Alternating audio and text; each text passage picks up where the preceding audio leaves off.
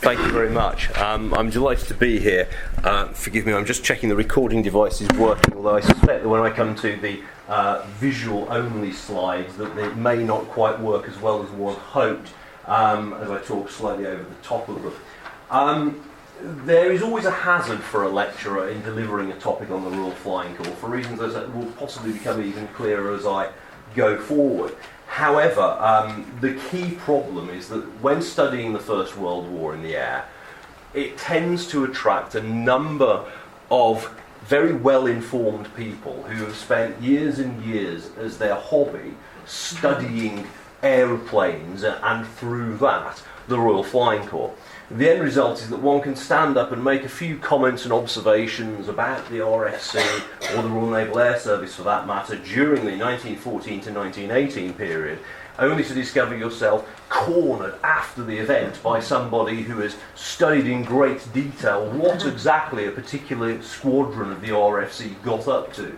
And so they're surprised you missed the fact that some microscopically important event in the grand scheme of things, that you didn't cover it in great depth in your talk. The problem is, as you heard, that the RFC is in an air power generally is in a slightly peculiar position. On the one hand, it is not a decisive factor in the war, but what I hope to bring out tonight through what is a general survey concentrating with a relatively light touch on some battles, is that it does play a significant role in a number of ways in aiding the British Expeditionary Force on the Western Front to deliver, ultimately, victory. Because, of course, as we in this audience know, one of the big difficulties when we look at the history of Britain in the First World War, as my doctoral supervisor, Dr. John Bourne, observed in a book of his, he said Douglas Haig delivered the greatest victory in the history of British arms. His countrymen have still not yet forgiven him for so doing. The mythology of the war, I'm going to talk about some of the myths and legends of the First War in the air. I'm going to look briefly at the creation of the RFC, its relationships to the attitudes to military aviation at the time, and how very quickly the military air service developed. I was invited to do that, and indeed the title is Before and During the First World War. However, I realised as I was creating the PowerPoint that actually I was going to give you a PowerPoint slide that would be about 6 times too big for the screen if I had the whole title, so forgive the slight deception there. And then I'll look at developments 1912 to 14 and the training and development of roles and the rise of naval aviation, and then get into the study of what the Royal Flying Corps actually does in the First World War. The problem we have, though, is mythology. The most famous pilot of the First World War is, of course, that gentleman, Manfred von Richthofen, the Red Baron, flying his Red Fokker triplane. He doesn't actually fly the triplane that often. Most of his career is on a different type. He is, in essence, the public face, not only in Germany, but also, of course, in Britain, of air power in the First World War. He's the most famous. The second most famous aviator, I would suggest, of the First World War is Snoopy, because of the fact he's, as you can see from one of the panels down there, Curse You Red Baron, regularly featuring in cartoons, and it helps create this idea of gladiatorial combat in the Great War.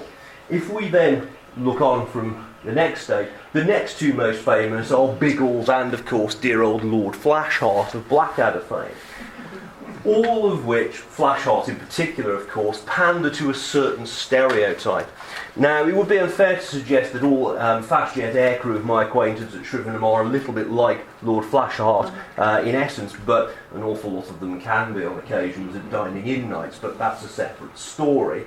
But Flashheart, Biggles, again, it's about air combat. This idea of glamour. And the reason for this is it is on the official record. David Lloyd George in 1918, talking and reflecting upon the war, says, as you can see there, that they're the cavalry of the clouds. The Flying Corps is very much disassociated from the land battle in much of the popular history and much of the popular imagery. And you will see in the memoirs of First World War aviators, many of them choose to join the Royal Flying Corps simply to get out of the mud of the trenches. Famous names such as Billy Bishop, the Canadian ace in particular, they are not at all reticent in saying, I joined the Flying Corps to get out of the trenches. Flying is regarded as extremely dangerous at the time. It has its own air of glamour.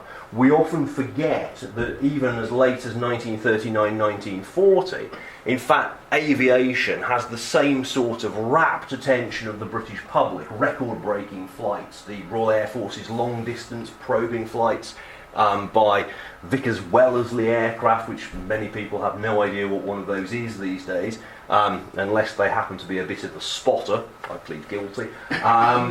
Or Amy Johnson or Alex Henshaw flying great distance. They have the same sort of rapt attention in the media that we pay today to the Great British Bake Off. It is, the cynics might suggest there are one or two parallels here and there, but let's not entertain that speculation at this particular time. But the idea of air power is something glamorous, even in the midst of war, knightly chivalric combat. And historians have fallen into the same trap as well, I would suggest. As you can see there, A.D. Harvey suggests there could little real commitment to ground support. Now, I, unsurprisingly, possibly setting up a slight straw man here, I'm going to challenge this particular perception, because in fact, the Royal Flying Corps was all about the ground war. That is what the Royal Flying Corps existed to do. And it is indeed true that that is what the Royal Air Force exists to do in the minds of those who lead the Air Force in 1918. It is not aviators who wish to see the giant Hanley Page bombers making their way slowly to Berlin to bomb it.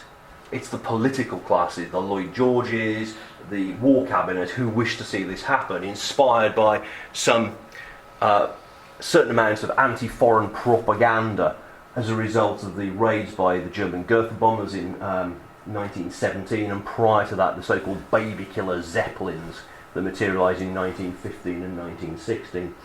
As an aside, it should be pointed out that the nation's fear of aerial invasion is in no small part originates from the Daily Mail, which even in 1909 was busily complaining about the influx of foreigners across borders. It should be pointed out, of course, that it was actually their fault, because they were the people who raised the prize of £10,000, which encouraged Blériot to start the trend of flying across the Channel. But that is by the by. You have therefore an image, but it is not a true image. There is also the image that the British Army was unthinking in its approach to aviation.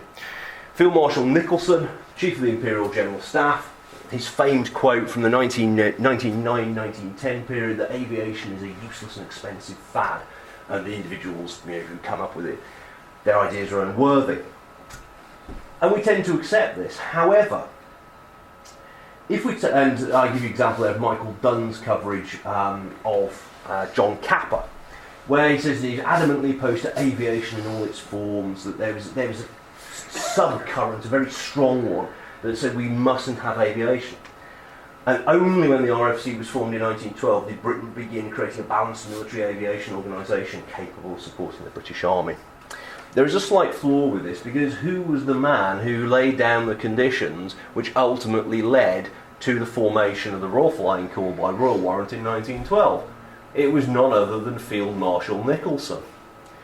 Now, the reason for this apparent dichotomy is the fact that Nicholson, when making his statement about a useless and expensive fad, failing to realise that this is a brilliant soundbite that historians will sweep up with cavalier disregard for context for generations to come, he is talking about reflecting on the past use of aviation, the use of kite balloons, the use of balloons in Bechuanaland, the use of balloons in the US Civil War, and indeed in the Italo-Austrian Wars.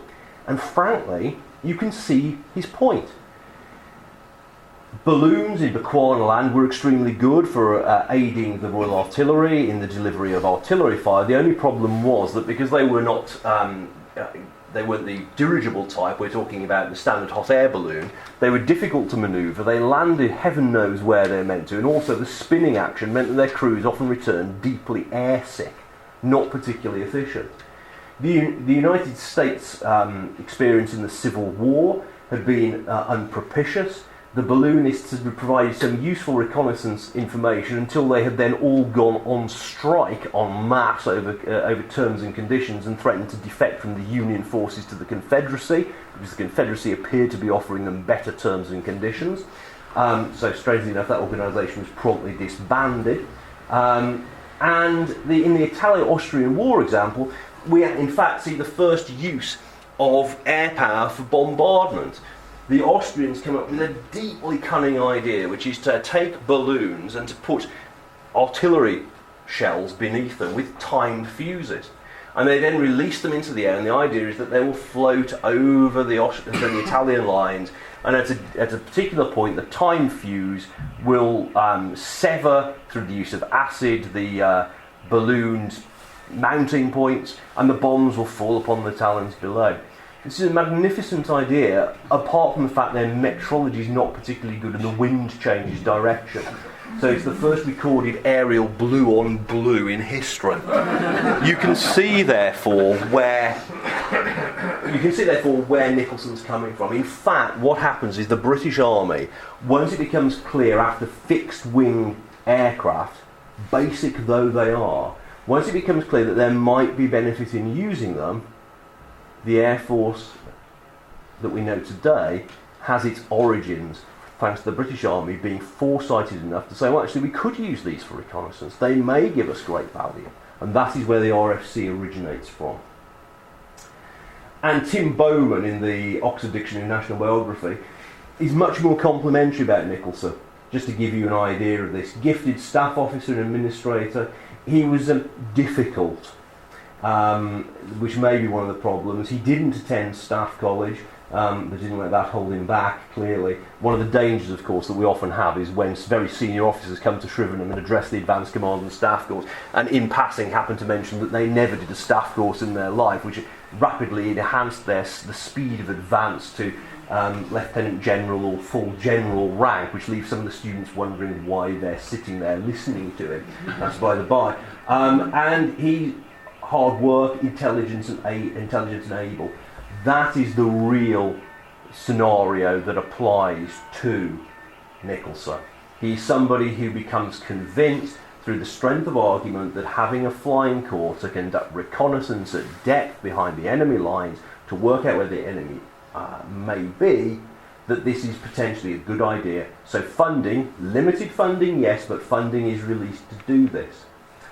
We also have another myth, Douglas Haig. In 1911, flying can never be of any use to the army, and then, a month before war breaks out, he hopes none of his audience is foolish enough to think aeroplanes will be usefully employed for reconnaissance. Only one way to get information, that's by the use of the cavalry.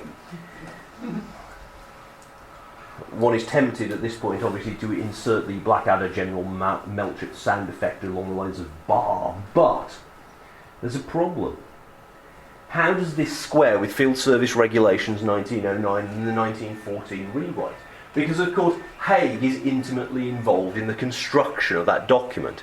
Why would a man so resolutely opposed to aviation in 1911 and then in 1914 allow such dangerous thinking about technology to be in official documentation? The answer is because Haig, in fact, is arguably the first very senior spotter to reside in the British Armed Forces. If you go through the Royal Flying Corps war diaries and reports submitted to RFC headquarters during the First World War, you'll see that the ones that he seems to take almost as his bedtime reading are always from the RFC.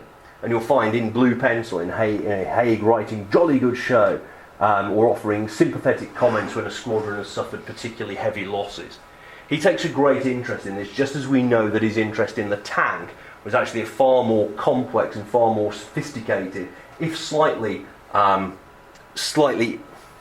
ill-judged on occasions, matter than historians have given credit for. Because one of the critical points we must also remember is that Douglas Haig his senior airmen in 1914 through to 1918, they're doing something that has never been done before.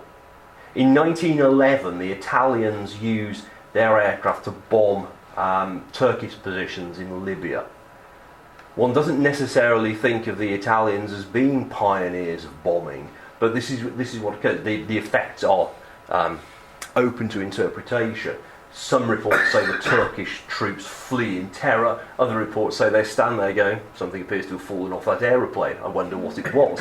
And there is some discussion about this. But nonetheless, there is a clearly stated view.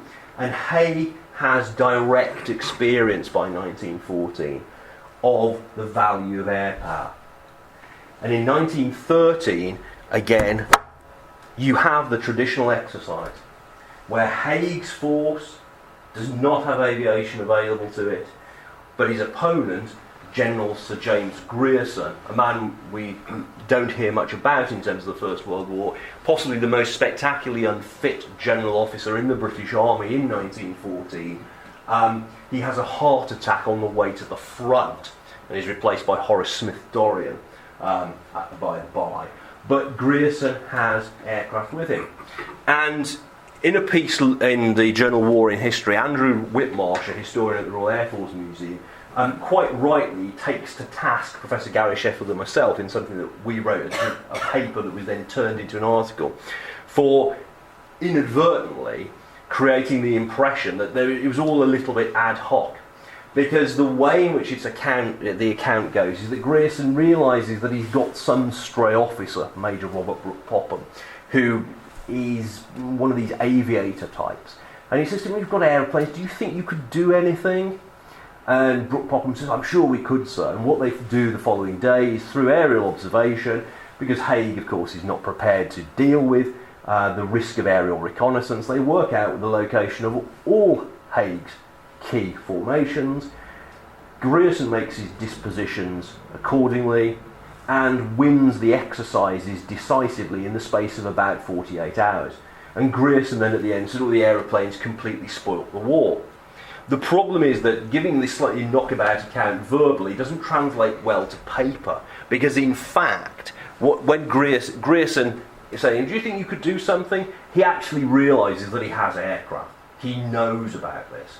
So it's a case of, "I don't know how they work. You're the expert. Can you do anything for me?" And Brooke Popham, who unfortunately is remembered mainly for losing Singapore, he's a brilliant Royal Flying Corps staff officer and RAF staff officer in the First World War in the 1920s.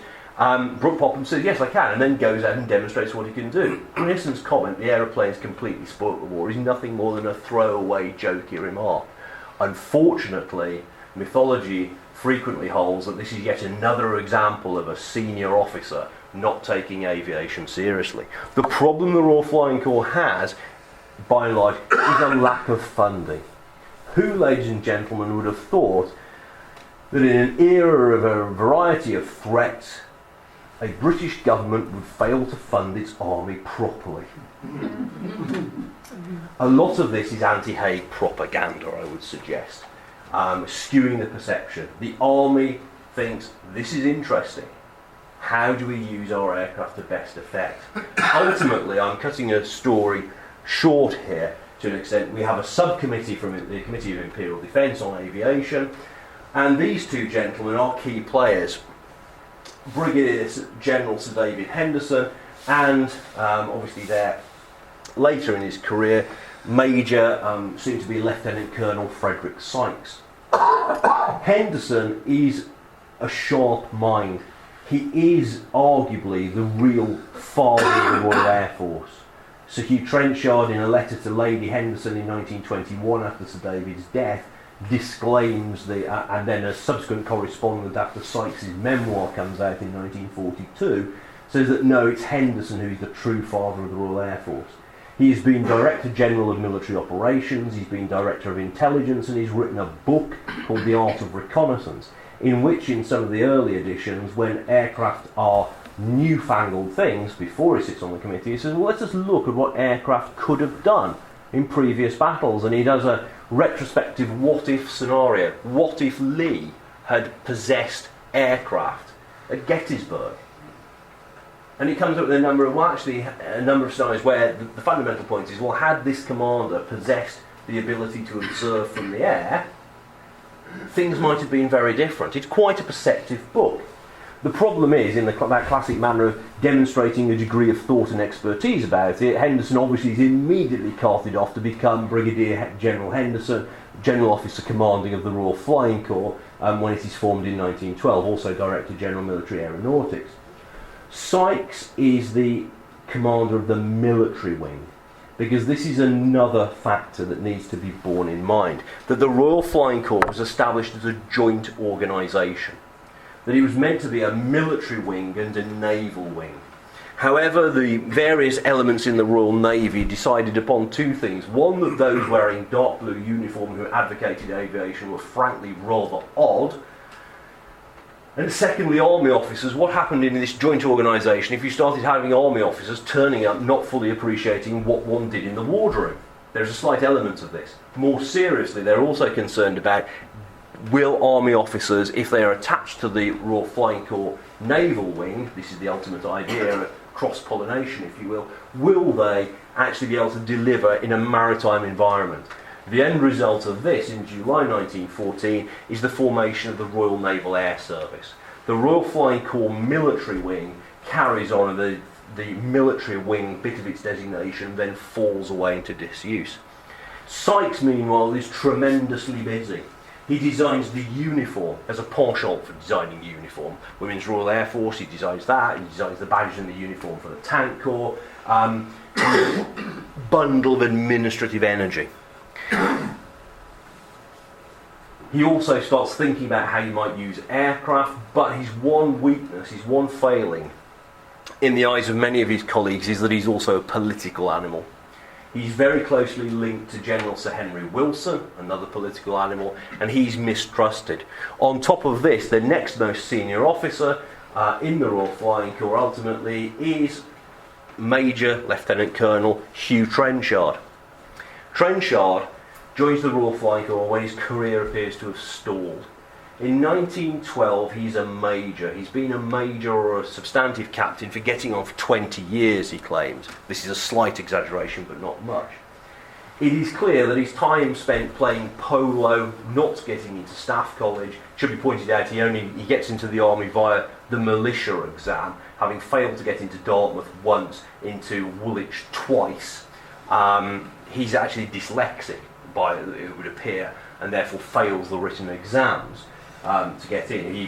Whenever in the dictation paper, one of the phrases that he uses that a misdemeanor, which he spells as Mr. Demeanor, and for the remainder of his life he writes why, as in the interrogative query, why I.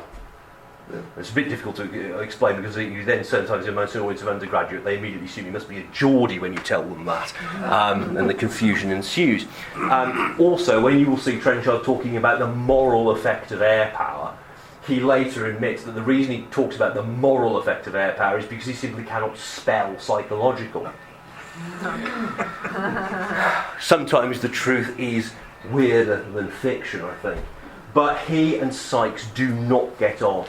The reason we hear very little about Sykes is that Sykes' administrative skills, I jump ahead slightly here, but to give you a rounded view of what was his career, when Gallipoli is planned, he is sent as the air advisor to the Royal Navy, because of course the Royal Navy, the Royal Naval Air Service, have been thinking about the use of air power in support of the fleet. They therefore want to use aircraft in support of the landed troops. Sykes is sent. He holds rank. He at one point holds a rank in each of the three services. He has a Royal Marine rank, he has an Army rank and a Navy rank, which causes much confusion and gives him a lot of opportunities to wear different uniforms, which he quite likes. And when he comes back, Henderson, who suffers from ill health, Henderson has gone back to the War Office. He cannot run the Royal Flying Corps in the field. I'll come back to this briefly in a moment. But Sykes is in Gallipoli. So who replaces him? Well, it's Trenchard. Trenchard takes over in France, which is quite remarkable because he goes from being a major in 1912 to being a 3-star general in 1918. No one would have thought that. And it should be pointed out that the only reason that he passes the finishing exams at the Central Flying School is because the man who says to him, his good friend Eustace Lorraine, who says, come and join the Royal Flying Corps, it's interesting if nothing else. When he gets to Farnborough, and then up Avon to do this, to do the Royal Flying Corps and Central Flying School, he discovers that Lorraine has been killed in a crash. He's the most senior officer available, so he's appointed as the adjutant in succession to his friends. The job of the adjutant is to set the final exams for the students. They're the only exams that Hugh Trenchard ever passes in his entire life. On such things, these little things does history turn. And Sykes has been written out, by and large, from the history. But it's Sykes who oversees the creation of the Royal Flying Corps Squadron. He works out the ideal size. The reason a squadron in 1914 is 12 aircraft strong is because they don't have sufficient officers to command the greater number of smaller formations that would result. It's a joint organisation, as I said, but the RN's unhappiness leads to the creation of this, and this is why we focus very much on the RFC as supporting the land battle. There are some difficulties, though, for the two organisations which become very important during the course of the war. The Royal Flying Corps relies upon the state-owned Royal Aircraft Factory to deliver its aircraft, but the Navy relies on private enterprise, mainly Sopwith and Shaw's brothers. The Royal Navy ends up with control over the higher power engines, and by 1916-1917 the competition between the Navy and the Army, the Admiralty and the War Office, over the provision of aircraft is such that the Royal Navy has appeared to obtain the entire supply of aero engines for the forthcoming year, 1917, while the Royal Flying Corps has managed to gain control and the delivery of all the airframes that are going to be produced in the next year. So you're going to potentially, at one point it appears, politicians do a spot of head knocking at this point, it appears at one point that you're going to have a Royal Naval Air Service that has a lot of engines but no aeroplanes, and a Royal Flying Corps that has a lot of aeroplanes but no engines. And remarkably, service rivalry, even in the midst of a war, is such that at one point it looks like both services are entrenched in saying, well, that's the way it's going to be, we can't cooperate with this lot. And that becomes a problem. It leads ultimately, as we shall see, to the creation of the Royal Air Force, in part. But prior to the war, the Royal Flying Corps is busy. Artillery observation is developed. They have the first attempts at photo reconnaissance. And wireless telegraphy. First of all, originates from the Royal Navy, because the wireless sets of the time are very large, they're best carried in airships, and the Royal Navy has access to a number of different types of airships. But as the sets get smaller, they're incorporated into the aircraft of the time. They're quite heavy. You have a choice. You can either take the observer or the wireless set to begin with, leading to generations of jokes about the value of a wireless set as opposed to a navigator within your aircraft. But all of these things are quite innovative. They're basic. Artillery observation, helping the artillery to decide, obviously, how best to aim their weapons. This is the phrasing that's used at the time, because the upstart junior service simply cannot direct, to begin with, the fall of shot. It can advise and guide. The man who stops this nonsense finally is that arch-supposed technophobe Douglas Haig, who in 1915 at Neuve Chapelle tells the one or two remaining artillery commanders who refuse to accept direction from the air that he, quote, will not tolerate early Victorian methods, quote, in any formation he commands. Wireless is the key to artillery observation, but prior to the war they do a variety of experiments that are reasonably successful. The difficulty is signalling to the gun batteries. The use of heliographs is tried, difficult sometimes in days of great haze, and they do also try using vari-lights. There is something of a problem though. This experiment is somewhat curtailed when 3 Squadron managed to set their aeroplane on fire with the vari-light, because there's a little turbulence and the observer falls as firing the flare out and sets light to the doped canvas top plane. You can imagine the artillery battery standing there. Aircraft appears to have set itself on fire. Where does that mean our shell last landed? Photo reconnaissance done using civilian cameras to begin with. There are problems. They freeze because of obviously the altitude. They start to develop a camera, but they're funding problems. Funding is limited. Obviously, you're trying to obtain aircraft, you're trying to obtain the makings of an air service in 1912, 1913. And ultimately, they procure a camera that is designed to operate at altitude. The only problem is it is put in an aircraft that suffers a minor mishap, it is repaired, it is returned to service, and then somebody within the Flying Corps bureaucracy turns up and says, I think you'll find it's due for its major service. So the aircraft is then taken out of service with the camera, which is deemed to be part of the airframe, and the Royal Flying Corps actually doesn't get to use it again prior to the outbreak of the First World War. But this is innovative, and the army is now thinking, yes, we can use aircraft, we can deliver things. And when the war breaks out, well, we see a rapid expansion in air power. Why? Well, because in 1914, in the early days, the value of wireless-directed artillery is proven. There are many comments from Sir John French praising the use of wireless machines, as they're called. You see the aerial reconnaissance often making a difference, but most of the time confirming as another source of confirmation for General French, most notably when the French Fifth Army under General Lanrezac, who has a very dim view of the British, withdraws without bothering to tell French, leaving the BEF's flank in the air. This aerial reconnaissance where the RFC turn up and say, we appear to see no Frenchmen here, in the manner of Nelson, something is amiss. And French is then able to withdraw. And because in those early battles air proves itself, when the British Expeditionary Force splits into armies, each army is then given a Royal Flying Corps formation to support it. These formations begin as what are known as wings, and then they evolve into brigades. An RFC brigade is made up of at least one core wing. Those are the army cooperation machines doing reconnaissance and artillery spotting, and army wings, which as time goes on, these are the formations that have fighters, ground attack aircraft, and some long-range multi-role, as we now term them, fighter reconnaissance aircraft, like the Bristol fighter with the de Havilland 4, or earlier the FE2. The British approach to trench fighting is very much predicated upon the use of artillery. The artillery becomes the queen of the battlefield. And the guidance for the fall of shot, what helps make the artillery so accurate and so dominant on the side of the BEF is observation from the air.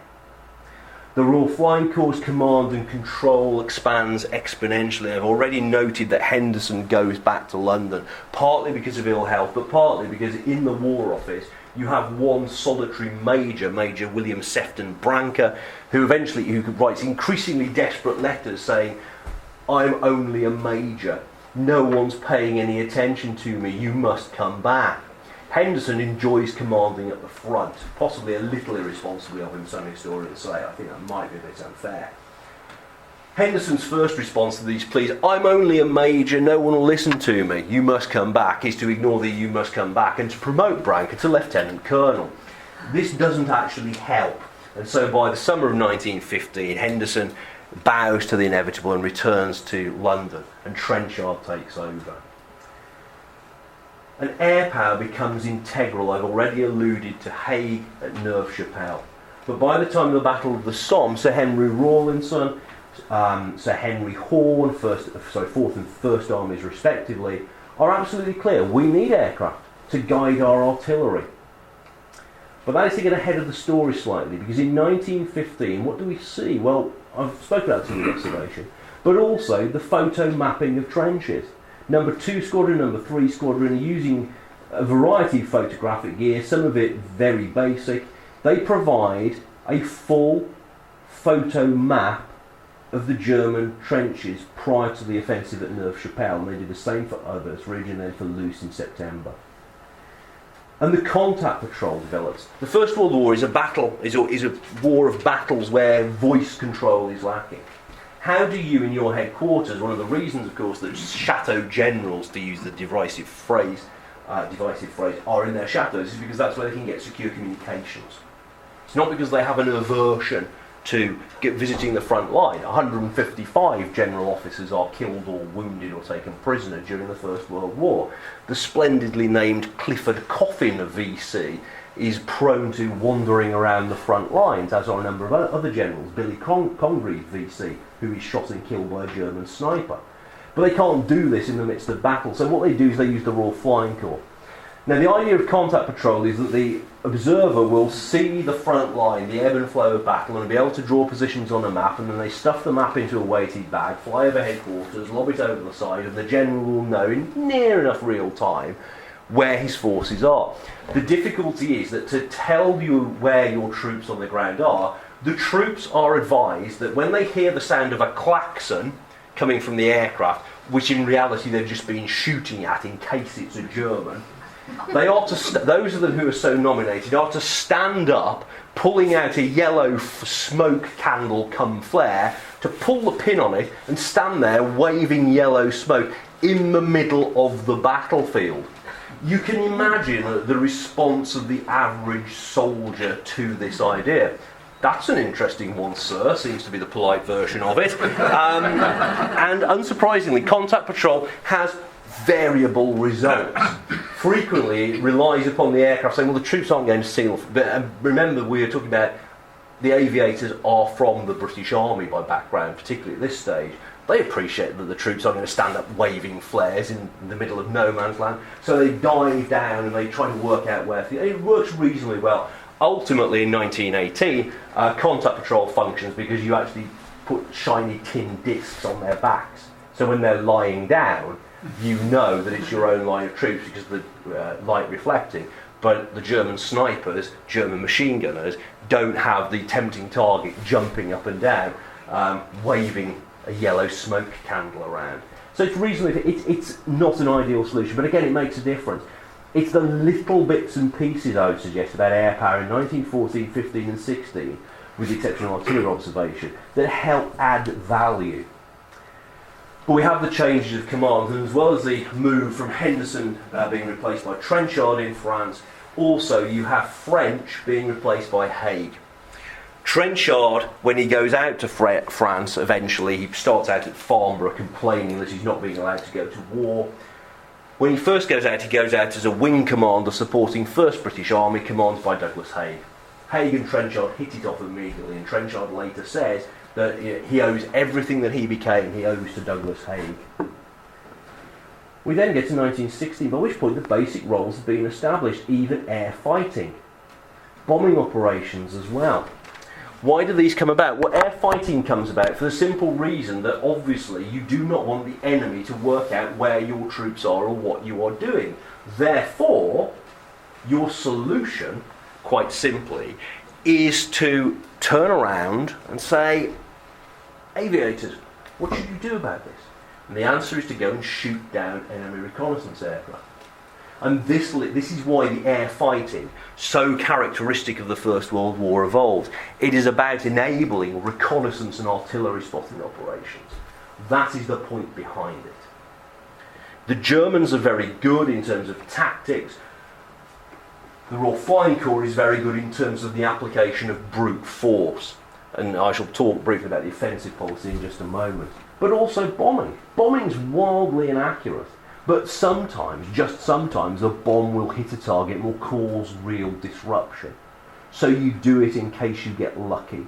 It causes disruption, delay, distraction. Again, it's nibbling away at the edges, if you will. But it's about having an effect. It's about taking the war to the enemy.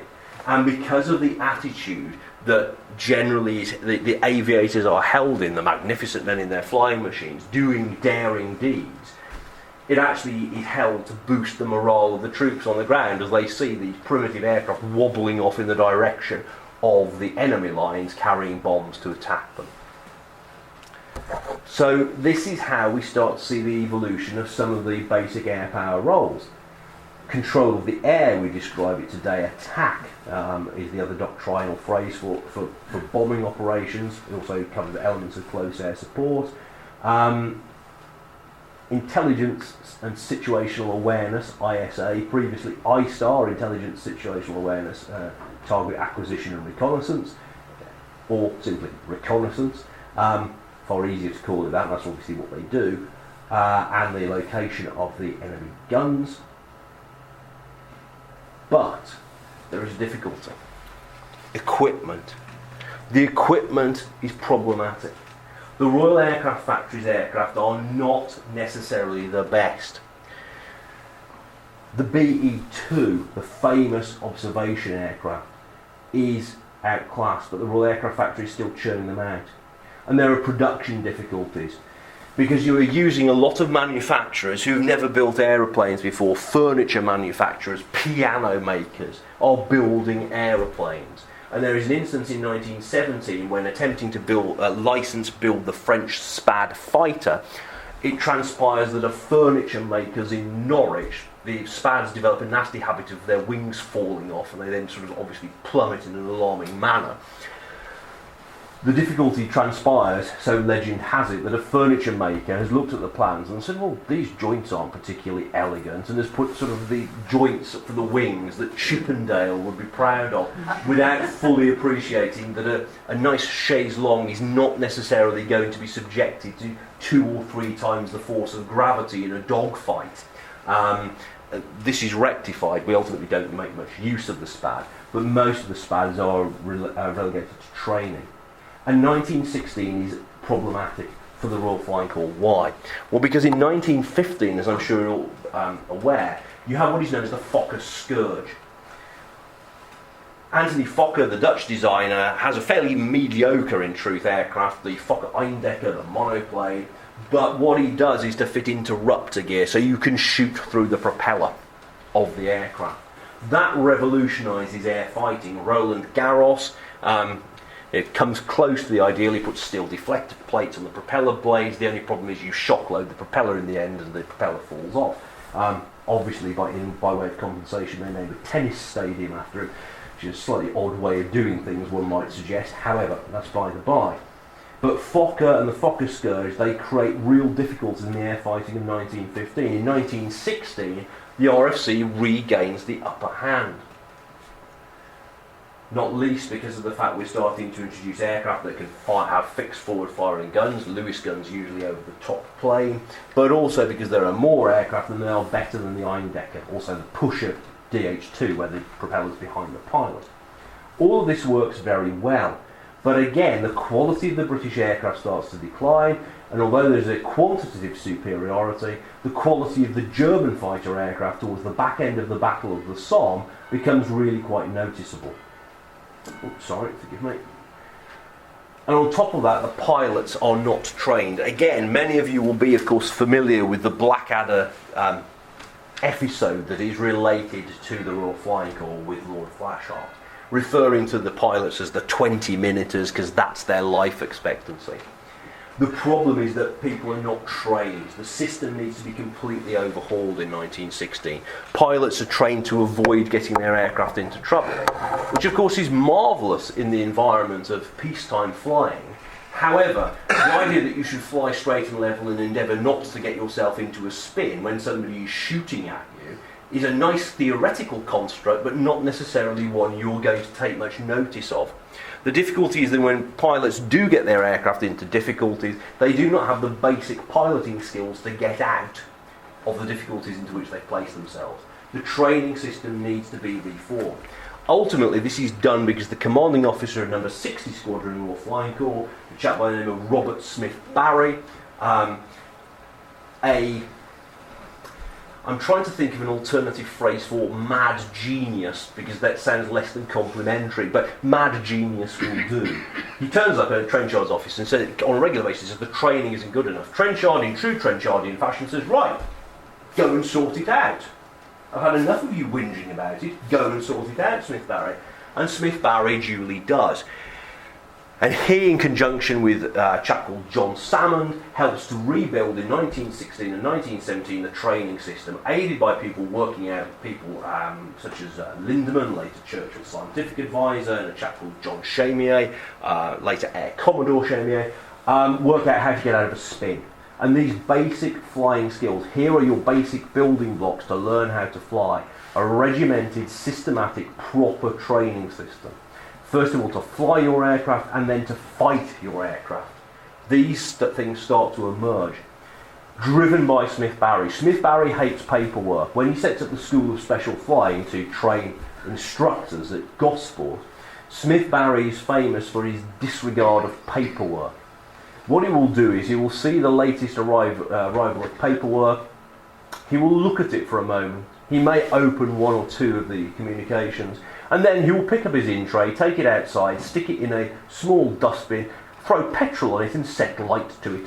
This is how Smith-Barry does paperwork. He makes the mistake, however, of going on leave for 2 weeks. At one point, the man's in need of a rest, and he turns up to discover the Air Ministry, or sorry, the War Office, it's a sort of air branch. They have sneakily sent him all the correspondence to which he hasn't replied during his leave, because they know he's not there to destroy it. They suspect he's doing this, they don't know this. Smith-Barry looks at the tottering pile of paper on his desk, sticks his head round his office door, sends his corporal off for a brew, and walks out to the flight line, picks up a can of petrol, and then spreads it liberally around his office and burns his office down. It does not, surprisingly, compromise the overall quality of training, which is perhaps a lesson for us all in some ways. But the training system improves as well. It needs to do this because it becomes clear during the Battle of the Somme that artillery observation is suffering because people are not necessarily using their aircraft, placing their aircraft to best effect to observe for the guns. Furthermore, there's another need, because artillery, the 4th Army After Action Report for the Battle of the Somme, makes clear the point that actually aerial observation is vital. They say on days when aircraft could not fly, our solution was to fire twice the number of shells in the general direction of where we thought the target was. On reflection, this might have been a bit wasteful. We need aerial observation. Now, yes, they develop flash spotting and sound ranging as well as the war goes on. However, aerial observation is critical. You need trained people. You need air fighters. You need fighter aircraft to protect the artillery observation machines. And the way you go about this at the Somme, well, first of all, obviously, the Somme is a good example. The reconnaissance, it works. But artillery observation, as I've just alluded to, does not work as well. Control of the air, therefore, is fundamental. We can start to say these points. But I see the doctrine of offensive patrolling, using offensive air power, what we now describe as the offensive counter-air operation. And there are photographs, of course, that are now about, and footage that is about, the Americans using the F-22, an aircraft so expensive they supposedly never would use it in combat, in operations over Syria. Again, this idea of controlling the air and dominating the air through offensive use of air power. We see that today. The German response sort of suggested is better aircraft, and their tactical ability is better. They've got better trained pilots, by and large, and they think about air fighting. Why? Because they're outnumbered. The reason the Germans have so many air aces, people scoring more than 5 aerial victories in both the First and Second World War, is because they are outnumbered. The greatest air ace in history, Erich Hartmann, shoots down 352 aeroplanes in the Second World War. It is because there are an awful lot of Russian aeroplanes by 1943, 44 and 45. He's not short of people to shoot at. But you have to compensate for being outnumbered with really nuanced tactics, which is argued that we do not do on the Royal Flying Corps side. But the offensive principle is laid down by Trenchard. I suspect some of you are wondering when a picture of Trenchard, who I've mentioned so often, is going to appear. Here we are. The idea that he lays down, an aeroplane is an offensive and not a defensive weapon. And he's right, you can't prevent hostile aircraft from crossing the line if they've got it. Because you don't have radar, you can't do air defence in the same way we do today. The consequence of this, therefore, is that psychological effect I mentioned earlier, because people think that aeroplane is coming for them. So what you do is to exploit the effect by attacking and continuing to attack. And this is what the Royal Flying Corps does. It goes out on a regular basis, at distance, at depth, way over German lines. Von Richthofen, who we saw at the start, shoots down 80 Allied aircraft during the First World War. Von Richthofen is about the only air ace of the war that we can be reasonably sure that his claims of 80 aircraft are pretty much accurate. In a lot of instances, it's a case where it might be 73 or it might be 61, Mannach's tally, depends upon a whole host of factors with which I will not bore you. The point here, I would respectfully suggest, is that Why do we know this? The reason we know this is that the offensive policy meant that von Richthofen shot down 62 of his 80 victims over German lines. The German fighter force rarely penetrated the Allied lines. And because of the fact they rarely penetrated, it meant that the Royal Flying Corps, and indeed the French, but particularly the Royal Flying Corps' artillery observation machines went about their business pretty much unmolested. The difficulty is you lose an awful lot of fighter aircraft to enemy action and mechanical failure. And the offensive policy is very wasteful in terms of machinery and manpower. But it does its job. And remember that we don't have sort of nuanced interpretation here because no one's done this before. And here are the visual bits. You have your basic, the BE-2. Very difficult to, those things there, by the way, you see on the struts are rocket launchers for attacking zeppelins. It's a great idea, but do bear in mind that you're talking about fitting a large firework onto an airplane where here is covered in dope and here is covered in dope, and oh, that's wood. Rockets are not a popular weapon for some strange reason amongst the pilots, although the Belgians, of all people, use them with considerable elan against balloons. But the BE-2's problem is that it is inherently stable. It does not manoeuvre when attacked. There is one instance of a BE-2 and its successor, the RE-8, the Harry Tate. Both aircraft, there are recorded instances of one of each type where both crew are killed and the aircraft is so stable it actually lands itself pretty much undamaged. And as the troops rush out, they discover that both crew are dead in the cockpit. It should also be pointed out that this is one of these great examples of British design. Obviously it's an observation aircraft, so the observer sits there where when he looks down directly he's got wing in the way. He also can't defend the aircraft because of course he's then got to fire over the pilot's head, etc, etc. However, this is getting spotterish, so let's move on to more spotterism. There is your Fokker Rheindecker and there is the DH2. Again, a very straightforward and basic approach to it. How do we avoid the problems of shooting through the propeller? Well, let's put the gun there and the prop there. The DH2 wrestles air superiority, control of the air from the Rheindecker in 1915-1916. By 1917, though, it is pretty much outclassed and we're still using it.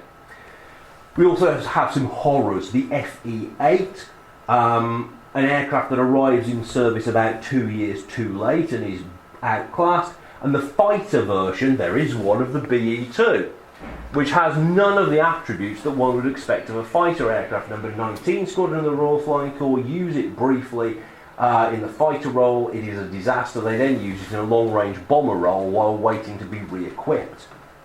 We have to rely on French Nieuport fighters, a whole variety of them, as you see there, and the Royal Flying Corps starts to acquire Royal Naval aircraft in the form of the Sopwith Pup, a very popular aircraft. The name Pup, by the way, is they have a larger aircraft, the Sopwith 1.5 strutter.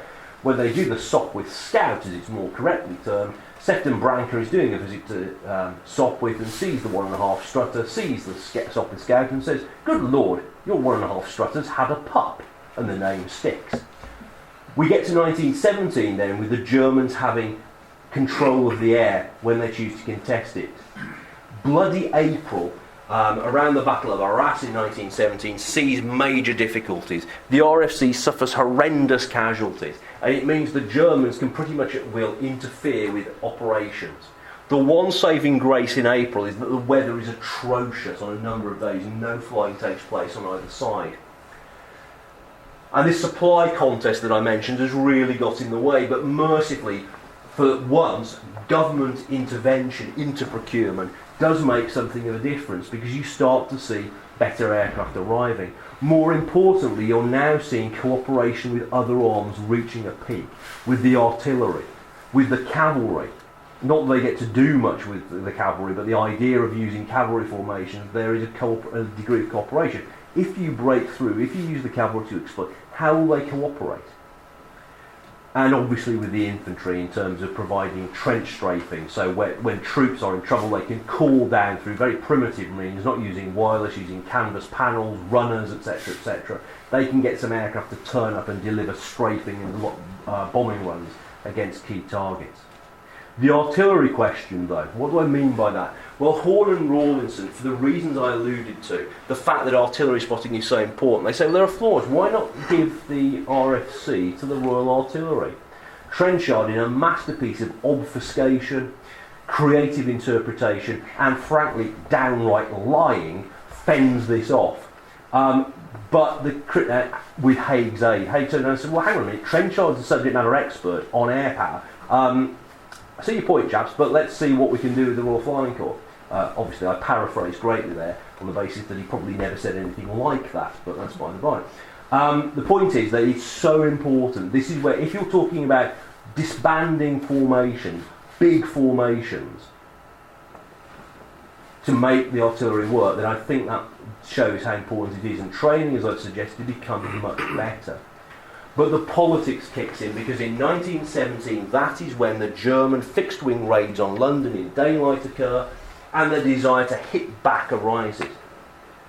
It appears the air defence of Britain is difficult, and the Navy and the Army both want their aircraft to provide them with support. How are you going to defend Britain? How are you going to hit back at the Germans, meeting this political desire? Well, of course, what happens is the formation of the Air Force, and by the time that Cambrai occurs, the Air Force has been created. Hang on a minute, you say. The Battle of Cambrai is November 1917. Well, I've never fully understood this. The vesting day for the Air Force Act is the 1st of April 1918. Whether it was chosen with a slightly wry smile as to the date, I'm not sure, but in fact the Air Force comes into being legally with the Air Force Act in 1917. I haven't yet pointed this out to various senior officers who are planning the centenary commemorations, but they're going to do it 6 months late, at risk of being unpopular. But the Cambrai battle again sees the use of air power, the Royal Flying Corps and the Germans as well, ground attacks, the psychological effect, cooperation to a certain extent with tanks.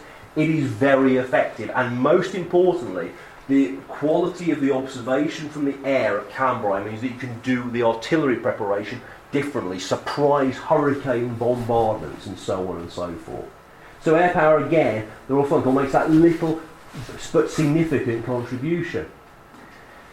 That is merely a gratuitous piece of what is described in technical terms as spotter pornography of a Sopwith triplane. The point of showing that is that you also start to overcome the difficulties by bringing the Royal Naval Air Service into the general orbit of the Royal Flying Corps' order of battle. Units using things like the triplane extremely manoeuvrable are sent to aid the RFC. But more importantly, in 1917 you have the arrival of the Sopwith Camel, the Bristol Fighter and the SE-5. These are the aircraft that regain control of the air, but for a brief period in September 1918 it is never fully lost. And also I put this in not as merely for spotterish purposes. There is another fighter that gets forgotten, the Sopwith Dolphin. It is an important aircraft because actually it controls the upper airspace. It is a much better high altitude performer. The point here of showing this is not merely gratuitous, but the fact you're now thinking about how you do control of the air, and performance is improving dramatically. But Smuts, of course, reports in 1917 and recommends the formation of the Independent Air Service, largely because of the fact that the memo is written by David Henderson. Henderson, squirreled away in the War Office, has watched on, he's Director General of Military Aeronautics, has watched on with horror the internecine warfare over aviation and says to Smuts, the time has come, sir. We need a separate service to deliver the nation's air power effectively. The irony here being that when this proposal is put forward, the man who is credited as being father of the Royal Air Force, Trenchard, the man who in the interwar period fights tooth and nail to see the survival of the service, he is aghast at the idea you could do something as stupid as creating a third service with all the administrative duplication during the course of a war. Trenchard is almost literally, but not quite, dragged kicking and screaming at the end of January 1918, to be the first Chief of the Air Staff. He is replaced by John Salmond. That is it, Marshal of the Royal Air Force, Sir John Salmond, at the end of his career. That's not when he's a Major General at 36, otherwise clearly he'd have aged somewhat. But he has a meteoric career.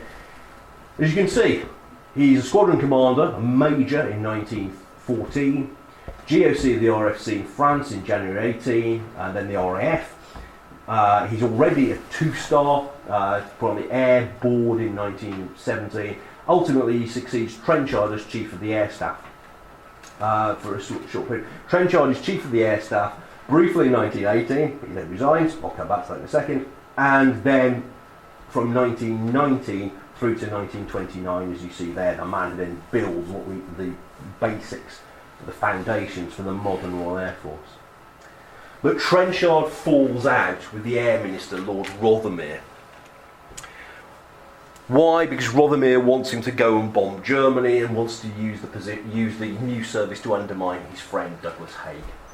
They fight like cat and dog, and Trenchard says, I cannot put up with this, and resigns in the midst of the German Spring Offensive. I'll come back to that in a moment. He's then replaced by Sykes. What has Sykes been doing after Gallipoli?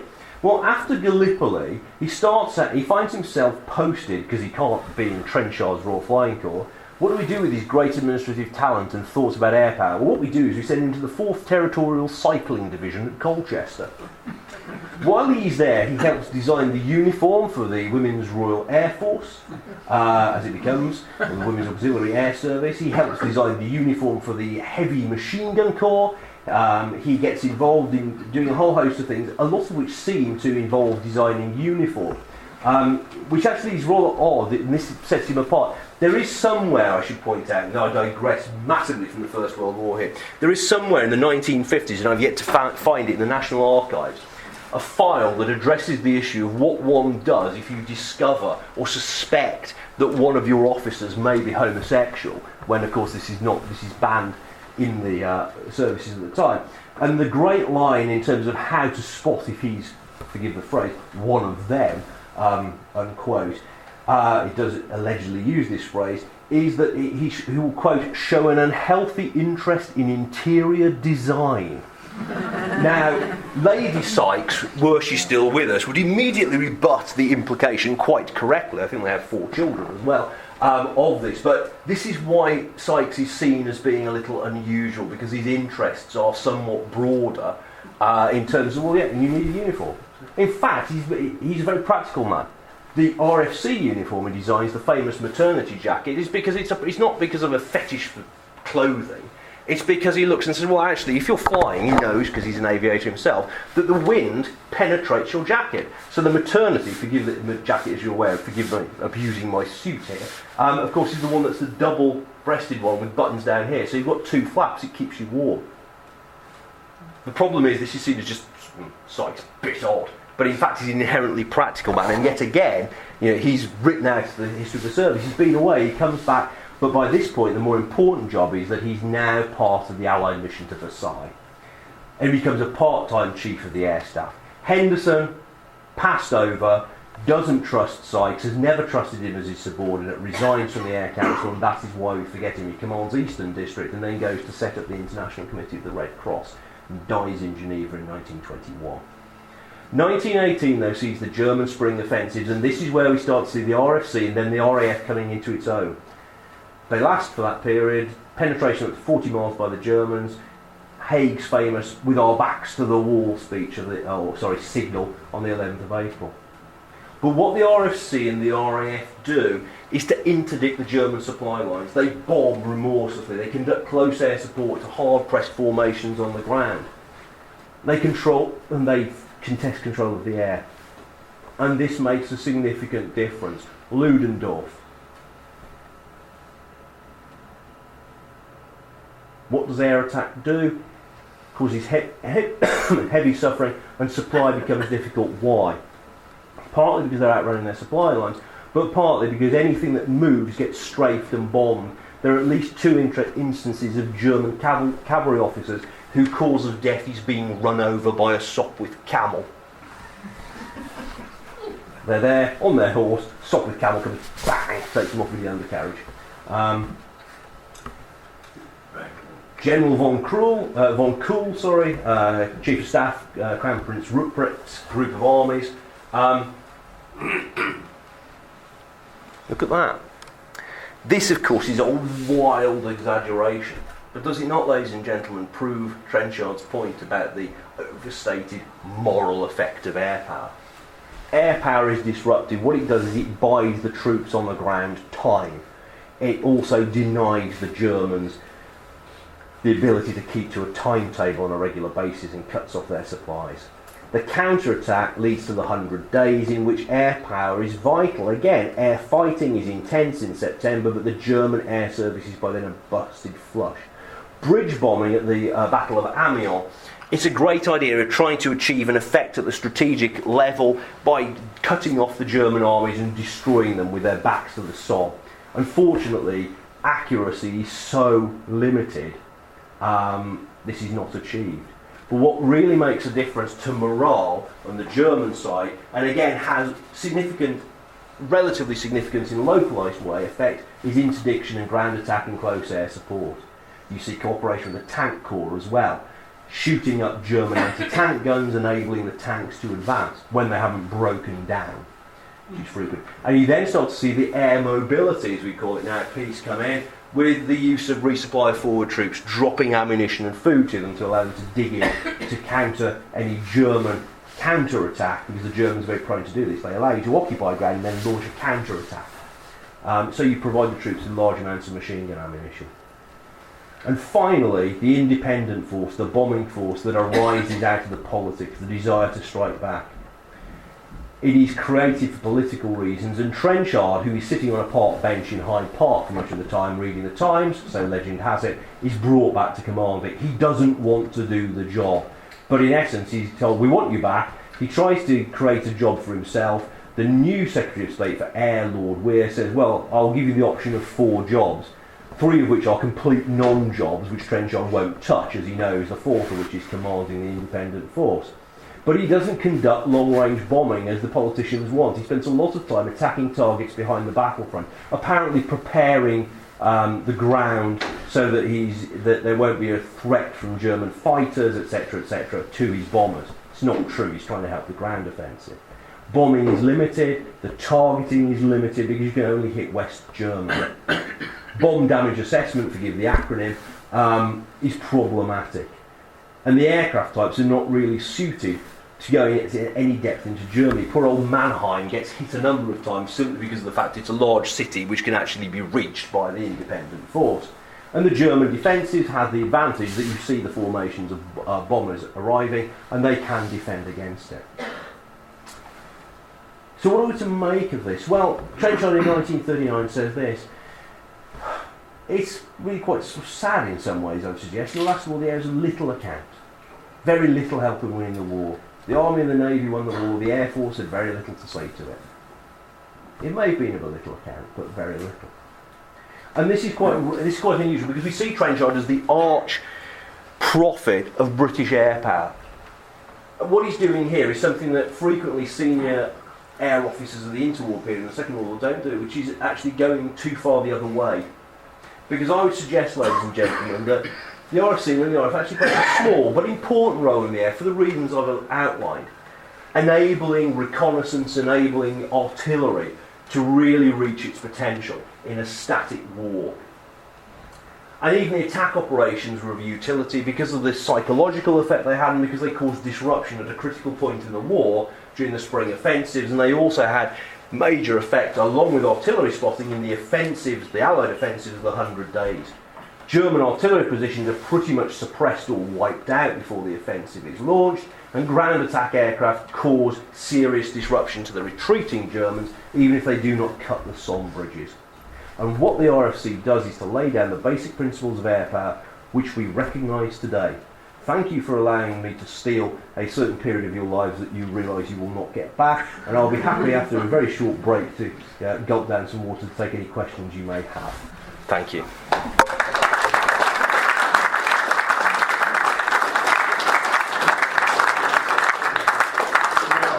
We'll dispense with the break so that you can enjoy the canapes in a moment, but if you have any questions, please ask them now. Certainly, may we start on this side and work across, sir? Could you say a few words about how the policies regarding the use of parachutes evolved and was introduced and evolved? Certainly. It's a very controversial area, as you're aware. One of the difficulties is that the major critique of this comes from Arthur Gould Lee, as you might guess, because his book is called No Parachute. The contention we have, the stereotype, is that senior officers within the Royal Flying Corps in particular take the view that parachutes will be bad for morale because pilots will take the cowardly way out and dive over the side of the aeroplane. There is a slight element of truth to this, but in fact, if you look at contemporary accounts from the time, in 1916, 1917, the parachutes at that time are extremely bulky. They're very heavy and they're very difficult to fit into the cockpit. And a number of pilots say, well, yeah, it'd be great when you get a smaller parachute, but I don't want to fly with one of these things because if I do, I will not be able to turn quickly in the cockpit. I won't be able to see the enemy behind me. I do not want to have a parachute of this sort. Now, by late 1917 and early 1918, parachute development has improved. The Germans have a better parachute. One of the greatest achievements of the parachute in the First World War is it saves the life of the German air ace Ernst Udet. And this is a superb thing for future history because, of course, Udet goes on to be the head of the Reichs Luftwaffe Ministerium. He says, demonstrating that he's not a speaker of German, and is a disaster. The Luftwaffe would have been far better in 1939 and 1940 had someone other than Udet been running it. So the parachute makes a significant contribution to the Second World War in that manner. But Allied pilots sit and say, well, why haven't we got parachutes? Some of them. But others say, well, we don't miss what we don't have. It's accepted that there is a grave risk. So the policy debate, there is a clear element of, well, we're concerned about the effect that parachutes might have. Some of which we can look at and with the benefit of hindsight say that wasn't particularly helpful or constructive on the part of the senior officers. But another strand of the debate is, well, how effective are these things? Because it should be pointed out, as late as the 1930s, when doing their annual parachute training, the Royal Auxiliary Air Force in particular, what they would do is the person to do the parachute training would have the parachute. They'd climb out of the seat of the light bomber, usually a Hawker Hart or some derivative, onto the wing, and then they would clutch one of the struts. What they would then do is they would then pull the ripcord. If the parachute worked, obviously the slipstream would catch it and would pull them off the wing, no matter how hard they held onto the wing. If, however, the parachute failed, which it did on a number of occasions, looks slightly nervous, realising that if you make a mistake you are going to fall to your death, and then climbs back into the cockpit. So the reliability of the parachutes is also a question. And then the pilots also, of course, make the point that, well, is it really a practical device at this point? So I think it's I won't claim to be an expert on it in any way, shape or form. There are people who've studied this in greater detail, but I think the debate is actually quite a complex one. And should we have had parachutes? Possibly. Could we have had them? I think definitely, but it's the rate and pace of development and the focus. One of the other reasons the Germans are very keen on developing them quickly, of course, is that they don't have as many aircrew. In sheer brutal terms, you can afford to lose more aircrew if you are on the French and British side than if you're on the German side. So the Germans work just that little bit faster to ensure there's some mechanism of escape from a mortally damaged aircraft. Whereas you, on the British and French side, tend to take the view, well, let's hope they manage to crash land. It's a very brutal metric, but of course by 1917, 1918, one could suggest that the nature of the war over the past few years has made people think in a very cold manner that perhaps had the question risen in 1914, they might have thought about it differently. So. How come you've got a Dutchman designing aircraft for Germany? Because, have I got that right? Yes, that's correct. Because of the fact that the War Office is not swift enough to sign up his services when he offers them. It's obviously the Dutch being neutral. Fokker is an entrepreneur. And he simply offers his services to the Germans. And the Germans say, thank you very much. It's as straightforward as that. A third party. We could, it should be pointed out, have had interrupter gear. A chap by the name of Mr. Constantinescu designs a workable interrupter gear. And he offers it to the War Office. And there's some evidence, I think this is mainly apocryphal, but there's a little bit of evidence that suggests that there's a slight... Now, had his name been Smith, we'd have bitten his hand off to take this. We're not sure that this might be some foreign shyster out to make a quick buck. There is an element of that, alarmingly, in this. But Fokker simply offers his services. It occurs more often than you think in the realms of aviation. There are some very, very strange stories out there. But for instance, the Royal Flying Corps, just to give you an idea of sort of the interaction of third parties and non-combatant nations, the Germans do not have sufficient rubber for a whole host of purposes. We, in the United Kingdom, do not have enough optical glass for cameras. And in 1916, we arrange a deal which will see us give, I think it's 100 tons of Malay rubber to the Germans, using the Swiss as intermediaries, and the Germans, in return, using the Swiss, will provide us with something like 100 tons of properly ground optical glass. And the deal never goes ahead.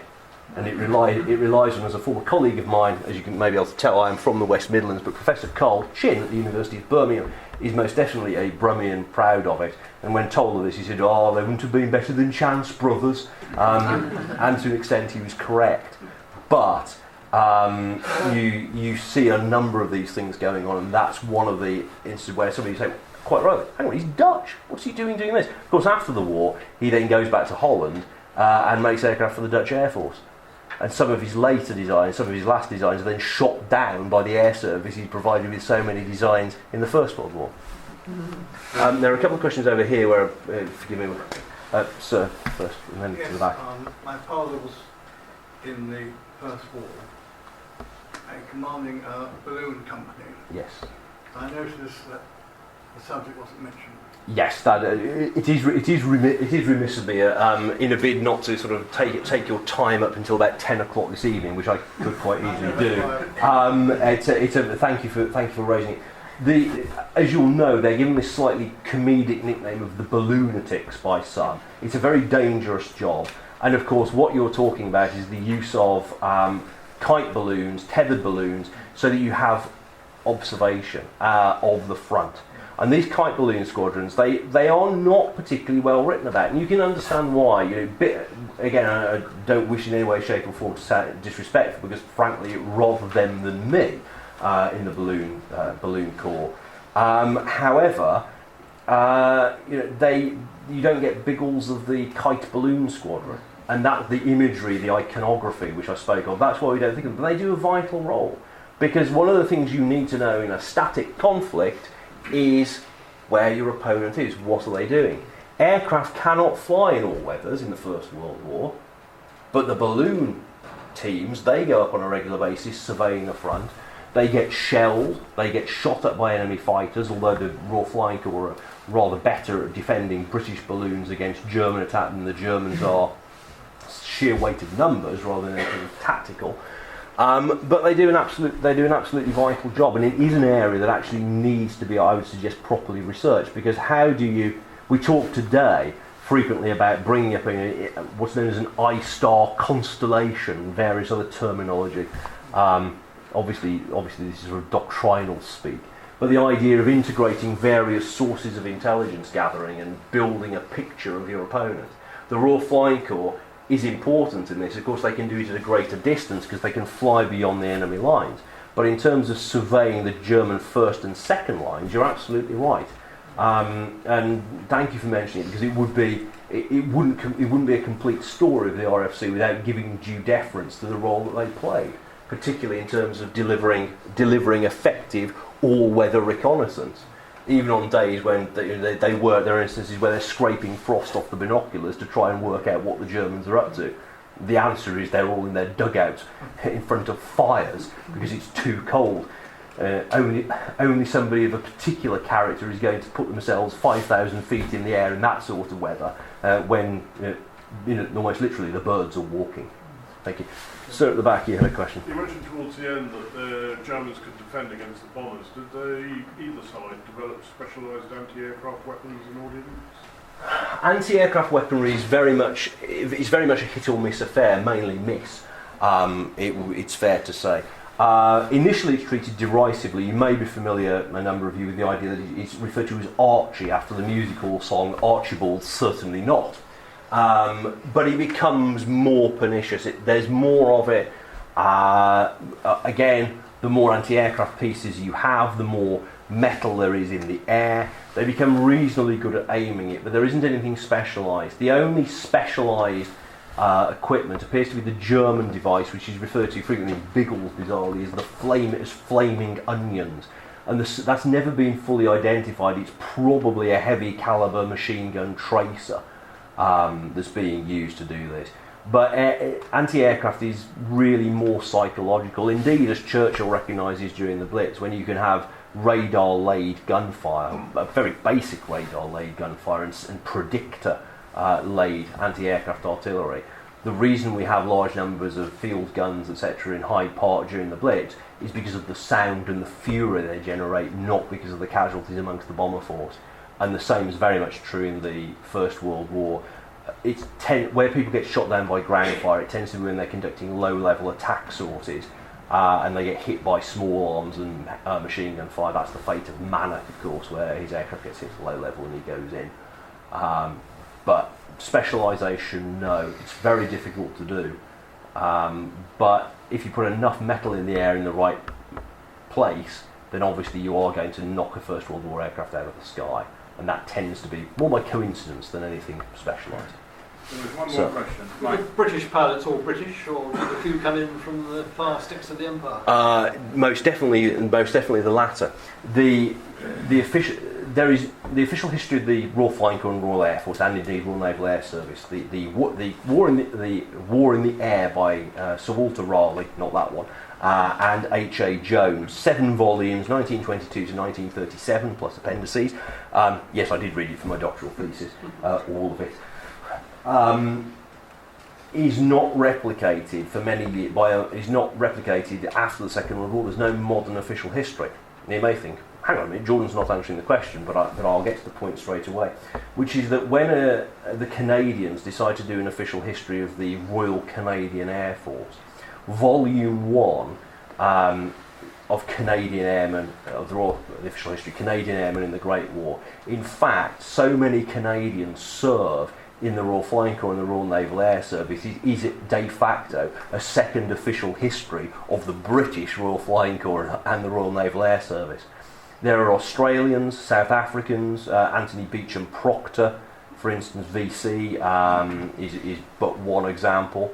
From all around the Empire, New Zealanders, Australians, Canadians, etc., all of them make a contribution. And we also have, indeed, a few Americans who turn up.